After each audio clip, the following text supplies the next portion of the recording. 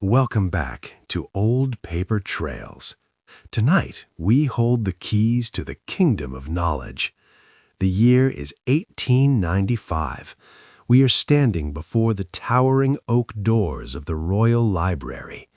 Inside, millions of pages are sleeping in the dark, waiting for us. Let us enter the silence, smell the old leather, and lose ourselves in the archives. October 14th, 1895, 7 p.m. The city outside is noisy with carriages and rain, but here, at the threshold of the library, the world falls silent. I hold the heavy iron key in my hand. It is cold and rusted with age. I slide it into the lock of the massive oak double doors. Click, clack. The mechanism turns with a heavy, satisfying thud. I push the doors open. Creak. A draft of air rushes out to meet me, the breath of the library. It smells of vanilla, almond, dry leather, and centuries of dust. It is the most beautiful scent in the world. 7:30 p.m. I am the guardian of this place tonight. My first task is to wake the room. I walk down the central aisle, my footsteps echoing on the marble floor. Click-clack, click-clack. The shelves rise up on either side like cliffs of leather and paper disappearing into the shadows of the vaulted ceiling. I carry a long taper stick to light the gas lamps. One by one I ignite them. Vzzt, pop.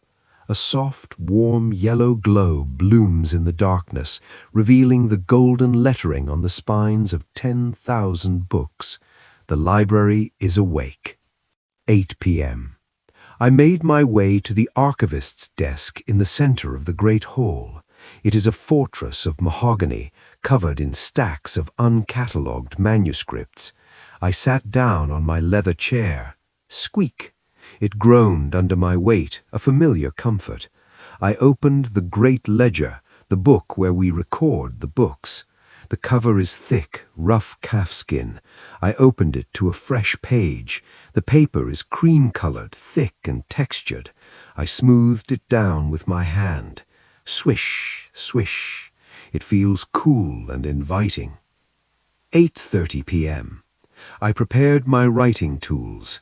A library must have order. I opened my wooden writing slope. Inside, my collection of nibs lay resting on velvet. I selected a fine flex nib pen, perfect for the Spencerian script required for the records. I dipped the pen into the inkwell. Dip, tap. The black ink clung to the metal tip. I began to write the date at the top of the page. Scritch, scratch. The sound of the pen on the textured paper is loud in the silence. October 14th, 1895. The ink glistens wet and dark before soaking into the fibers of the past. 9 p.m. The first task tonight is to inspect a donation from the estate of Lord Blackwood. A crate of books was left near the entrance. I walked over to the wooden crate. Using a small crowbar, I pried the lid open. Creak, crack. The wood splintered slightly. Inside, nestled in straw, were leather-bound volumes from the 17th century. I picked one up gently. It was heavy. The leather was dry and crumbling slightly at the corners. I blew the dust off the top edge. Puff! A cloud of grey dust danced in the lamplight. I wiped the cover with a soft flannel cloth, revealing a deep crimson dye underneath. 9:30 p.m. I carried the books back to my desk, stacking them carefully. Thump, thump, thump. A tower of knowledge. I opened the first volume. The spine cracked softly, crackle, complaining about being woken after so many years. The pages were yellowed and brittle, feeling like dried leaves. I turned them slowly, careful not to tear the edges. Crinkle, turn. The sound of turning these old pages is crisp and fragile. I began to read the title page to enter it into the ledger. The silence of the library is not empty. It is full of words waiting to be read. October 14th, 1895, 10 p.m. The initial cataloging is done. Now I must become a surgeon for these injured books. I cleared a space on the desk and brought out my restoration kit. I opened a jar of wheat starch paste. It is a thick, cloudy adhesive that smells faintly of bread. I took a small wooden spoon and stirred it gently. Splish, splash. The sound is wet and viscous. It needs to be perfectly smooth. I added a drop of water and stirred again until it reached the consistency of heavy cream. 10:30 p.m. I picked up a volume of botanical illustrations. One of the beautiful plates, a drawing of a wild rose, has a tear right down the center. It hurts to see. I took a strip of thin, translucent Japanese tissue paper. I picked up my scissors. Snip, snip, snip. I cut a piece exactly the size of the tear. I dipped my fine bristled brush into the paste and painted a thin layer over the tear. Brush, brush. The bristles made a soft whispering sound against the paper. I laid the tissue over the glue and pressed it down with a bone folder tool. Rub, rub. The scar is healed. 11 p.m. The next patient is a leather-bound history book with a detached spine. The poor thing is falling apart. I clamped the book into a wooden finishing press to hold it steady. Creak, tighten. I took a curved needle and threaded it with waxed linen thread. Now the sewing begins. I pushed the needle through the old holes in the spine. Pop. Then I pulled the long thread through. Zip. It is a rhythmic, hypnotic motion. In, out, in, out. I am binding the history back together, making it strong for another 100 years. 11:30 p.m. I decided to inspect the map section. I walked over to the large cabinet with wide, flat drawers. I pulled one open. Rumble, slide. Inside lay the maps of the empire. I carefully lifted out a large rolled parchment map of the ancient world. I placed it on the table and began to unroll it. Crackle, crinkle. The stiff parchment resisted, wanting to curl back up. I placed heavy brass weights on the four corners. Clunk, clunk, clunk, clunk. The map lay flat, revealing oceans and lands drawn in faded ink. I ran my fingers over the mountains drawn on the paper. October 15th, 1895. Midnight. The grandfather clock in the corner began to chime. Bong, bong. 12 times. The sound resonated through the empty hall, vibrating in my chest. It is officially tomorrow. I stood up to stretch my back. My spine popped, mimicking the sound of the old books. I walked to the high arched window. The rain has stopped, but the fog has rolled in, pressing against the glass. I am the only soul awake in this wing of the palace.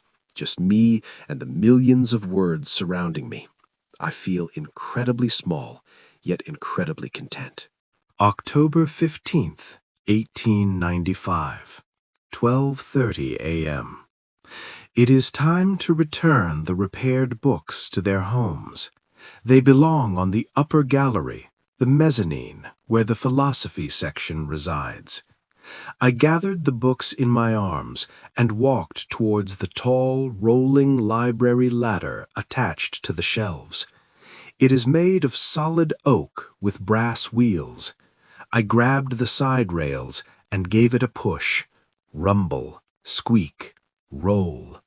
It glided along the metal track on the floor, heavy but smooth, stopping exactly where I needed it. 12:45 a.m. I began the ascent. The ladder steps are narrow. Creak, step, creak. With every step, the air gets a little warmer as heat rises to the ceiling. I reached the top platform, 20 feet above the ground. I looked down. The archivist's desk looks like a toy from up here. The smell of old paper is stronger at this height, concentrated and dry. I feel like a bird perched in a nest of knowledge. 1 a.m. I found the gap on the shelf where the history book belongs. I dusted the empty space with my feather duster. Swish, swish, dust motes danced in the air. Then I slid the book back into its place. Slide, thud.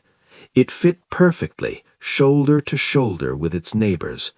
I ran my finger across the spines of the row to ensure they were even. Tap, tap, tap. There is a deep satisfaction in seeing a complete, orderly row of books. 1:15 a.m. While I was up there, I noticed a section of encyclopedias that had leaned over. They looked tired. I spent some time straightening them. I pulled them out slightly, then pushed them back upright, using a heavy iron bookend to support them. Scrape, clunk. The metal bookend is heavy and cold. Now they stand tall and proud again. I took a moment to open one at random. Astronomy. I traced the diagram of the solar system with my finger. Even here, amidst the dust, there are stars. 1:30 a.m. I climbed back down the ladder. Step, creak, step. My feet touched the marble floor again. I felt a thirst. I walked to the small side table where I keep my refreshments. I poured a glass of water from a crystal carafe. Glug, glug, glug. The sound of water is refreshing in this dry room. I took a sip, cool and clean. I placed the glass down on a coaster. Clink. I checked my pocket watch. The night is moving on, but I am not tired. The silence is a fuel of its own. October 15th, 1895, 1:45 a.m. At the far end of the hall lies the restricted section, behind tall wrought iron gates. Only the king and I have the keys. I walked towards the shadows. The gates are cold and imposing. I selected the large brass key from my ring. Jingle, clink. I inserted it into the heavy padlock. Grind, click. The lock sprang open with a heavy snap. I pulled the iron gate open. Screech! The hinges protested loudly in the quiet hall. I stepped inside and locked the gate behind me. Clang! I am now in the heart of the library. 2 a.m. Here lie the illuminated manuscripts, books written by monks centuries ago, painted with real gold. I unlocked a glass display case. Squeak! Slide. I gently lifted out a heavy prayer book bound in velvet. I placed it on a velvet cushion to support its spine. Carefully, I turned the cover. The pages are made of vellum, animal skin, not paper. They are thick and stiff. Flip, flop. The sound is duller, heavier than paper. 2:15 a.m. I used a magnifying glass to inspect the illustrations. The capital letter A is painted in blue and crimson, surrounded by real gold leaf. Under the lamplight, the gold still shines as if it were liquid. I noticed a small speck of dust on the gold. I used a soft camel hair brush to sweep it away. Brush, brush. It is mesmerizing. These monks spent lifetimes creating these pages in silence, and now I admire them in silence. We are connected across time. 2:30 a.m. I returned the book to its case and locked it. Click. Now some maintenance. The brass nameplates on the mahogany shelves are looking dull. I took a tin of metal polish and a rag from my pocket. I dabbed a little polish onto the brass. Rub, rub, rub. The smell of the polish is sharp and chemical, cutting through the smell of old paper. I worked in small circles until the brass shone like a mirror. Squeak, squeak. I wiped it clean. Now the name Plato gleams in the dark. 2:45 a.m. I sat down on a small wooden step stool to rest my legs. The library is settling for the night. I can hear the wooden shelves expanding and contracting with the temperature changes. Creak, pop, tick. It sounds like the library is breathing. It is a living thing. I closed my eyes for a moment, just listening to the heartbeat of the room. It is a heavy, comfortable silence that wraps around you like a warm blanket. 3 a.m. The city clocks are striking 3 in the distance. Faint, muffled bells. Dong, dong, dong. It is the dead of night, the time when secrets are safe. I stood up and gathered my cleaning supplies. My footsteps are slower now. Scuff, step, scuff. I walked back towards the main desk, the light of my lamp bobbing in the darkness like a firefly. October 15th, 1895, 3:30 a.m. My shift is nearing its end. I returned to the main desk to clean my instruments. I dipped the pen nib into a small jar of water. Swish, swish. The black ink swirled away like smoke. I wiped the nib dry with a chamois cloth to prevent rust. Rub, rub. I placed the pen back into its velvet box. Snap. I closed the heavy inkwell. Clink. Finally, I closed the great ledger. Thump. The sound signified the end of the night's work. The history of the library is safe for another day. 4:30 a.m. The library is coldest just before dawn. I walked over to the small cast-iron stove in the corner. I picked up the iron poker and stirred the dying embers. Clang. Scrape. I added a few small lumps of coal from the scuttle. Rattle. Clatter. The fire crackled gratefully, sending a wave of warmth into the chilly room. I held my hands out to the heat. It is a primitive comfort amidst all this sophisticated knowledge. 5:15 a.m. The windows are turning a deep royal blue. The sun is approaching. It is time to put the library to sleep. I took my snuffer, a long pole with a bell on the end, and began my rounds to extinguish the lamps. I reached up to the first gas lamp. Click. Hiss. The flame vanished.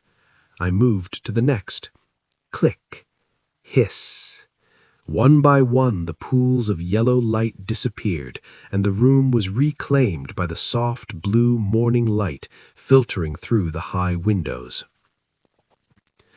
5:45 a.m. The hall is gray and silent now. The dust motes are still. I put on my heavy wool coat and buttoned it up. Button. Button. I picked up my hat. I looked back at the rows of books. They looked like sleeping soldiers, standing guard in the dim light. Rest well, I whispered. My voice didn't echo this time. The books absorbed it. I walked towards the massive oak doors, my footsteps heavy and slow. Clump, clump, clump.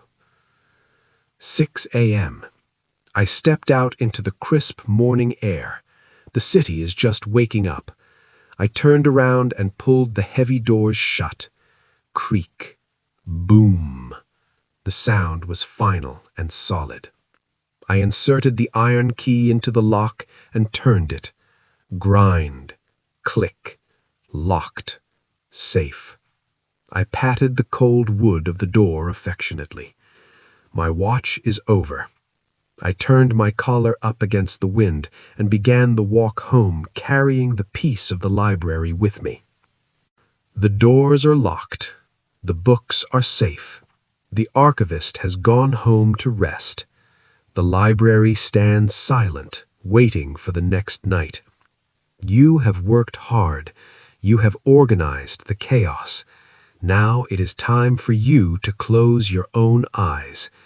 Let the silence of the library follow you into your dreams.